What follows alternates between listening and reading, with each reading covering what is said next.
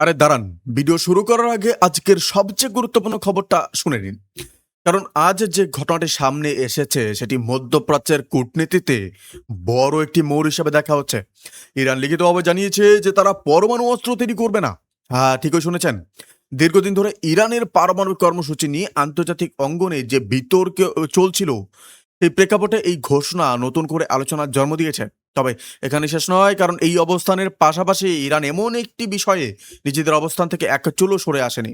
আর সেই বিষয়টি কি, আর কেন এই আলোচনায় আমেরিকার অবস্থানেও পরিবর্তনের ইঙ্গিত দেখা যাচ্ছে, আজকের ভিডিওতে আমরা বিভিন্ন আন্তর্জাতিক প্রতিবেদন, কূটনৈতিক সূত্র এবং প্রকাশিত তথ্যের ভিত্তিতে পুরো বিষয়টি বিশ্লেষণ করব।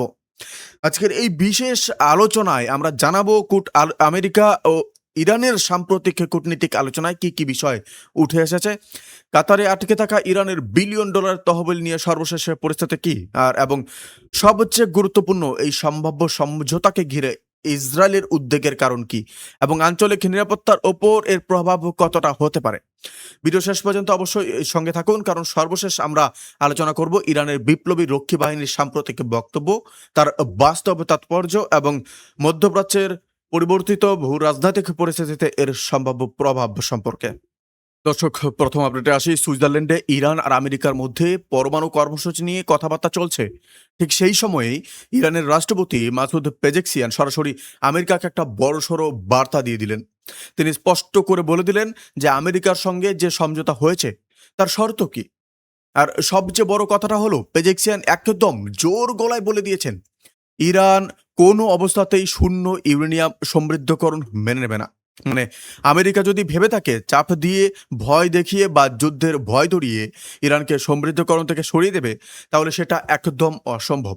ইরান বলে দিয়েছে ইউরেনিয়াম সমৃদ্ধকরণ তাদের একমাত্র যৌক্তিক এবং মৌলিক অধিকার, আর এই অধিকার থেকে তারা কোনোদিনও সরবে না।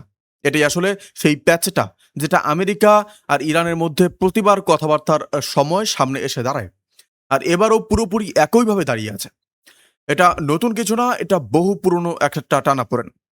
আর আমার কথাটা একবার এখানে বলে নিই যে আমি ব্যক্তিগতভাবে এটাকে দেখি ইরানের জেদ আর আত্মসমর্পণের একটা বড় প্রমাণ হিসেবে। আপনারা কিভাবে দেখেন সেটা অবশ্যই কমেন্টে জানান।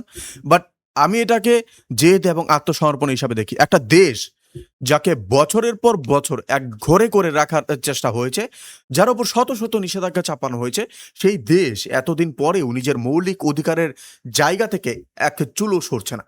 এটা সহজ কথা না। আমেরিকা যত বড় শক্তিই হোক, ইরান যেটা ঠিক মনে করেছে সেটাতেই অনড় থেকেছে। এটাই আসল কূটনীতি, এটাই আসল ঘাড়তেরামি, যাকে বলে আত্মমর্যাদা দিয়ে দাঁড়িয়ে থাকা। তো এই বড় ঘোষণার পরেই উঠে এসেছে একটা বড় প্রশ্ন। মিডল ইস্টে এখন যে শান্তি শান্তি একটা ভাব দেখা যাচ্ছে, সেটা কি আসলেই স্থায়ী, নাকি এটাও কিছুদিনের জন্য বলতে পারেন যে একটা নাটক? আর এই পরমাণু কর্মসূচির বিষয়টাই কি ভবিষ্যতে আবার দুই দেশকে নতুন যুদ্ধের দিকে টেনে নিয়ে যেতে পারে? এই প্রশ্নটা মাথায় রেখেই এগিয়ে যাই বাকি কথাগুলোয়। ইরানের রাষ্ট্রপতি আরো বলেছেন ডোনাল্ড ট্রাম্পের অবস্থান আগের তুলনায় একদম 180 ডিগ্রি ঘুরে গেছে, আর এখন আমেরিকাকেও মানতে হয়েছে ইরানের ইউরেনিয়াম সমৃদ্ধকরণের অধিকার।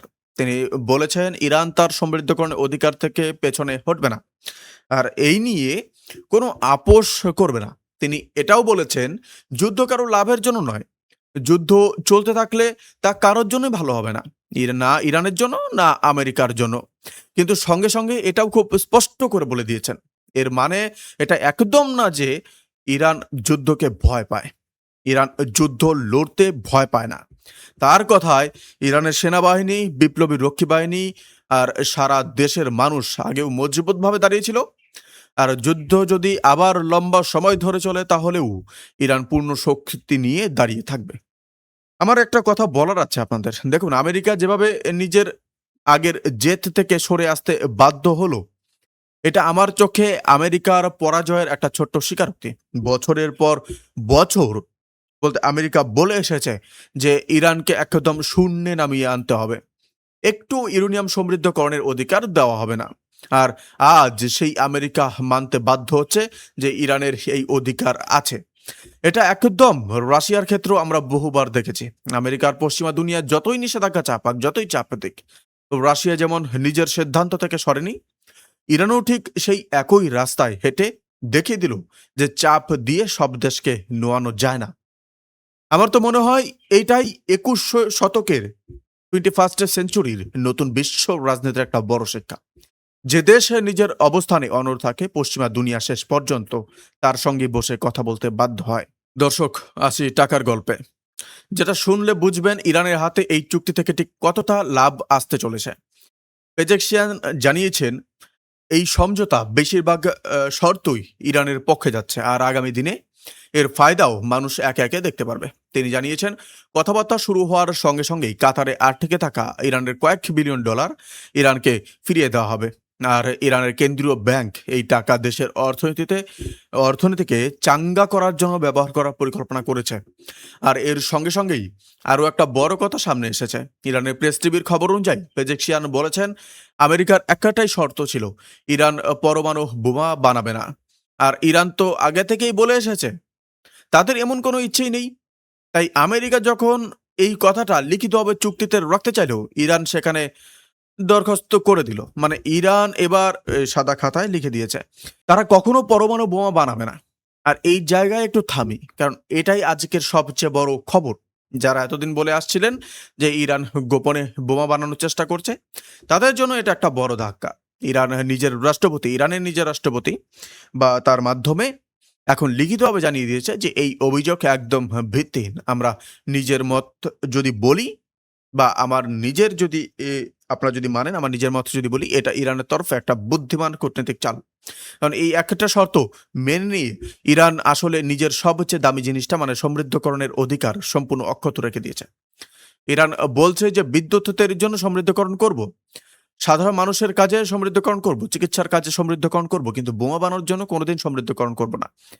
এই লেভেলে কখনো যাব না, এটা আমরা লিখে দিয়েছে। কিন্তু শূন্য সমৃদ্ধকরণের কথা আমরা মানব না, আমেরিকার কোনো চাপেই মানব না। আর হ্যাঁ, যদি আবার যুদ্ধ আসে তার জন্য আমরা তৈরি।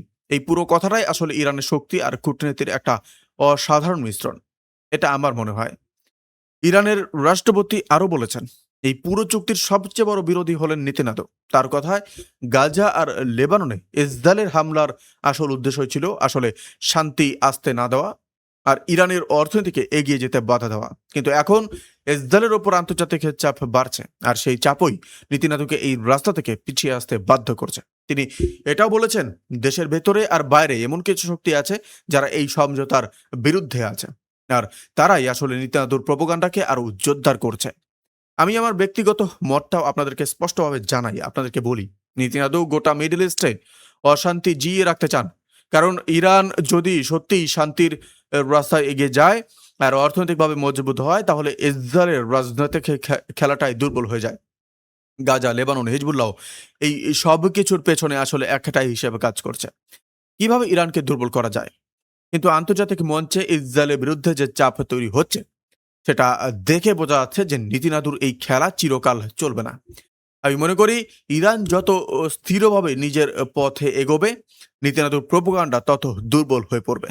দর্শক, একটা চাঞ্চল্যকর আপডেটে আসি, যেটা ইরানের ভেতরের ব্যাপার। পেজেকশিয়ান বলেছেন যে দেশের ভেতরেও এমন কিছু শক্তি সক্রিয় আছে যারা চায় না আমেরিকা আর ইরানের মধ্যে সমঝোতা হোক, যারা চায় ইসরায়েলের ইন্ধনে আবার ঝামেলা হোক, ফ্যাসাদ হোক। মানে ইরানের ভেতরেও এমন গোষ্ঠী আছে যারা এখনো বড় সংখ্যায় সক্রিয় বা যারা এই শান্তি প্রক্রিয়াটা চায় না। আমার মতটা এখানে এটাই যে কোনো দেশ বা যে কোনো দেশেই এমন কিছু মানুষ থাকে যারা শান্তির চেয়ে সংঘাত বেশি পছন্দ করে, কারণ সংঘাতেই তাদের রাজনৈতিক বা অন্য কোনো স্বার্থ জুড়ে থাকে। কিন্তু এটাও সত্যি ইরানের সরকার আর সাধারণ মানুষের বেশিরভাগ অংশ এখনো স্থির, একদম স্থির। তারা জানে কিভাবে নিজের জেদ আর ঐক্য বজায় রাখতে হয়। যতদিন রাষ্ট্রের নেতৃত্ব এত স্পষ্টভাবে নিজের অবস্থান বলে যাচ্ছে, ততদিন এই ভেতরে বিরোধীরা বড় কিছু করতে পারবে না, এটা আমার বিশ্বাস। তো এখন পর্যন্ত যা আপনাদেরকে জানালাম তার থেকে একটা বড় প্রশ্ন উঠছে। মাসুদ পেজেকশিয়ান, ইরানের রাষ্ট্রপতি, তিনি যখন নিজে বলছেন আমেরিকা লিখিতভাবে চেয়েছিল আমরা বোমা বানাবো না আর আমরা লিখে দিয়েছি, তখন এই কথাটার গুরুত্ব একবার ভালো করে বোঝা দরকার। দর্শক, এবার আসি শেষ পয়েন্টে, যেটা আসলে ইরানের শক্তির আসল ছবি দেখায়। আমেরিকার সঙ্গে কথাবার্তা চলছে ঠিকই, কিন্তু ইরানের সামরিক বাহিনী বারবার একটাই বার্তা দিচ্ছে বা দিয়ে যাচ্ছে, কূটনীতি নিজের জায়গায় আছে আর শক্তি নিজের জায়গায়। শত্রুকে পেছনে হটাতে হলে শুধু মজবুত জবাবই কাজে আসে। এই প্রসঙ্গে ইরানের বিপ্লবী রক্ষী বাহিনী নৌবাহিনীর রাজনৈতিক উপপ্রধান মোহাম্মদ আকবর জাদে একটা বড় বিবৃতি দিয়েছেন। তিনি বলেছেন, কোনো দেশের জন্য তার নিজের শক্তি সবচেয়ে বড় সহায়, আর শত্রুকে আটকানোর আসল গ্যারান্টিও সেটাই। তার কথায় সাম্প্রতিক যুদ্ধ আরও একবার প্রমাণ করে দিয়েছে ইরানকে তার সামরিক, রাজনৈতিক আর সামাজিক শক্তি সবসময় বজায় রাখতে হবে। আকবর জাদে বলেছেন, আমেরিকা আর ইসরায়েলের হামলা যেভাবে ইরান জবাব দিয়েছে তাতে স্পষ্ট হয়ে গেছে শত্রু শুধু শক্তির ভাষায় বোঝে, আর ইরান এই ভাষাটাকেই আরো মজবুত করছে। আমার মতটাও এখানে বলে দিই, আমি মনে করি এই বার্তাটাই আসলে ইরানের আসল রাজনৈতিক দর্শন। মুখে মুখে কূটনীতি চলবে, চুক্তি হবে, ভবিষ্যতের কথা হবে, দুপক্ষেই উন্নতির আশা থাকবে, এসবই ভালো, কিন্তু ইরান কখনোই নিজের সামরিক ক্ষমতাকে দুর্বল হতে দেবে না।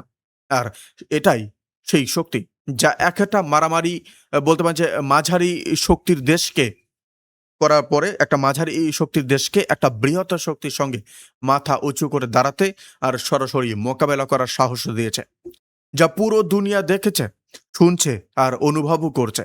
এটা ঠিক সেই একই দর্শন যা রাশিয়া বছরের পর বছর দেখিয়ে এসেছে। নিজের সামরিক শক্তি কোনোদিন ছাড় না দেওয়ার দর্শন। এই দুটো দেশকেই আমার চোখে একই কাতার দেখা হয়, যারা পশ্চিমা চাপের সামনে নিজের জমি ছাড়ে না। দর্শক, আজকের পুরো আলোচনাটা একবার ছোট করে আপনাদেরকে জানিয়ে দিই, গুছিয়ে বলি। ইরান লিখিতভাবে বলে দিয়েছে তারা পরমাণু বানাবে না, কিন্তু ইউরেনিয়াম সমৃদ্ধকরণের অধিকার এক চুলো ছাড়বে না। আমেরিকা নিজের পূর্ণ জেদ থেকে সরে এসে ইরানের এই অধিকার মানতে বাধ্য হচ্ছে। কাতারে আটকে থাকা টাকা ফিরে আসছে, ইরানের অর্থনীতি আবার নতুন করে দাঁড়ানোর সুযোগ পাচ্ছে। নেতানিয়াহু এই গোটা প্রক্রিয়ায় সবচেয়ে বড় বাধা হয়ে আছেন, কিন্তু আন্তর্জাতিক চাপে তাকে পিছিয়ে দিচ্ছে। আর ইরানের ভেতরেও কিছু কিছু শক্তি আছে এই শান্তি চায় না, কিন্তু সরকার আর সর্বোচ্চ তার নেতৃত্ব এখন একদম স্থির। আর শেষে ইরান একদম স্পষ্ট করে বলে দিয়েছে, আমেরিকা ওয়াদা ভাঙলে ইরানও ওয়াদা ভাঙবে, আর সামরিক শক্তিতে কোনো ছাড় থাকবে না।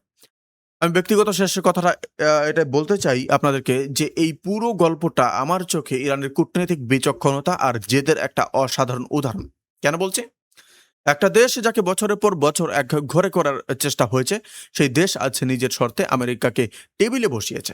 এটাই বলে দেয় যে শক্তি আর স্থিরতা থাকলে বড় শক্তিকেও পিছু হটাতে বাধ্য করা যায়। তবে আমি এটাও বলবো যে এই গল্পের শেষ এখনো লেখা হয়নি, কারণ ইতিহাস বলে এই অঞ্চলে শান্তি কখনো একদম স্থায়ী হয় না। কিছু না কিছু সময় পর পর আবার নতুন মোড় আসে। তো এই বিষয়ে নজর রাখতে থাকবো আমরা। যা যা নতুন খবর আসবে একে একে সব আপনাদের কাছে নিয়ে আসবো। ভালো থাকুন, সুস্থ থাকুন। আর আপনাদের দৃষ্টিকোণ বা আপনারা কি ভাবেন, মতামতগুলি অবশ্যই আমাদেরকে জানাবেন কমেন্ট বক্সে। আমার কমেন্ট বক্সে জানাবেন। এই ছোট্ট ভাইকে সাপোর্ট করবেন। ধন্যবাদ। আপনারা কি ভাবেন অবশ্যই জানাবেন।